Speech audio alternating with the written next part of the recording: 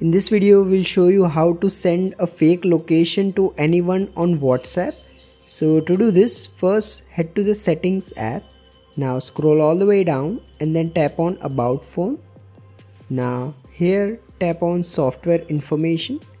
Now in this menu, tap the build number rapidly multiple times and then select OK to confirm. Once you have enabled developer options on your Android phone, head to the Google Play Store and download this fake GPS location app.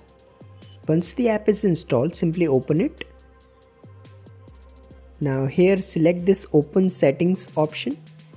This will take you to the developer options menu on your phone. Now in this menu, scroll all the way down to the end of the page and you will see this select mock location app option. Simply tap on it and then select the fake GPS app that you just installed. Now return to the app. Now you can select any location on the map that you want to send. You can also zoom in if you want.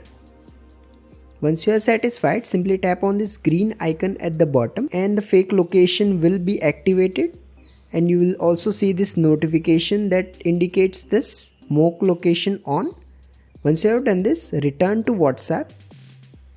Open the conversation where you want to send the fake location.